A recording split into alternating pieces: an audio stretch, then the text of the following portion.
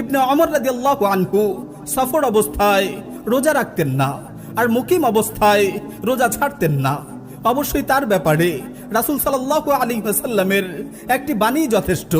রাসূল সাল্লাল্লাহু আলাইহি ওয়াসাল্লাম তার ব্যাপারে বলেন, নি'মার রাজুলু আব্দুল্লাহ, আব্দুল্লাহ কতই না উত্তম বান্দা। হযরত সাঈদ ইবনে জাবের রাদিয়াল্লাহু তাআলা আনহু থেকে বর্ণিত, তিনি বলেন, যখন ইবনে ওমর রাদিয়াল্লাহু তাআলা আনহুর মৃত্যুর সময় ঘনিয়ে এসেছে, তখন তিনি কেঁদে কেঁদে বলছিলেন, দুনিয়ার কোনো কিছুর জন্য আমার কোনো কষ্ট নেই, কোনো আক্ষেপ নেই, তবে তিনটি জিনিসের আক্ষেপ আমার রয়ে গেছে। এক, রোজার সময় দ্বিপ্রহরের তৃষ্ণা। দুই, কিয়ামুল লাইলের সময় মধ্যরাতে আল্লাহর সান্নিধ্য লাভের মধুর অনুভূতি। তৃতীয়টি হলো অত্যাচারী গোষ্ঠীর সাথে আমার যুদ্ধ করতে না পারা, যেমন হাজ্জাজ বিন ইউসুফ সহ এমন আরো যারা আছে। এই তিনটি বিষয়ের জন্য আমার আফসোস রয়ে গেছে।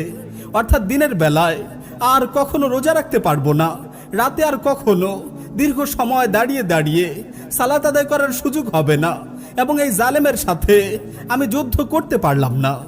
হযরত রাজা বিন হায়াত থেকে বর্ণিত, তিনি আবু উমামা রাদিয়াল্লাহু তাআলা আনহু থেকে বর্ণনা করেন, রাসূল সাল্লাল্লাহু আলাইহি ওয়াসাল্লাম একবার এক যুদ্ধ বাহিনী প্রস্তুত করছেন।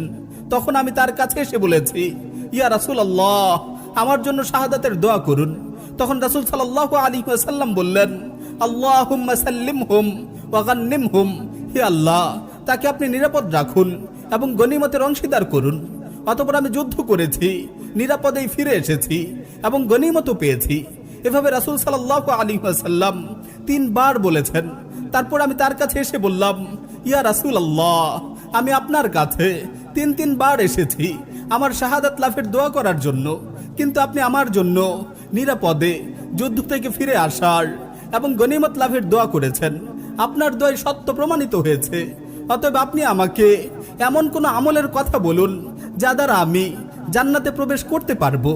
তখন রাসূল সাল্লাল্লাহু আলাইহি ওয়াসাল্লাম বললেন, আলাইকা বিস-সাওম ফাইন্নাহু লা মিসলা লাহ, তুমি রোজা রাখো, কারণ এই আমলের কোনো তুলনাই হয় না। আলাইকা বিস-সাওম ফাইন্নাহু লা মিসলা লাহ, তুমি রোজা রাখো, কারণ এই আমলের কোনো তুলনাই হয় না। তিনি বলেন, অতঃপর অবস্থা এমন হয়েছে যে আবু উমামার বাড়িতে দিনের বেলায় কোনো মেহমান আগমন করা ছাড়া কখনো ধোঁয়া দেখা যেত না। যখনই মানুষ তার বাড়িতে ধোঁয়া দেখতে পেত, তখন তারা বুঝে নিত যে নিশ্চয়ই আবু উমামার বাড়িতে কোনো মেহমান এসেছে।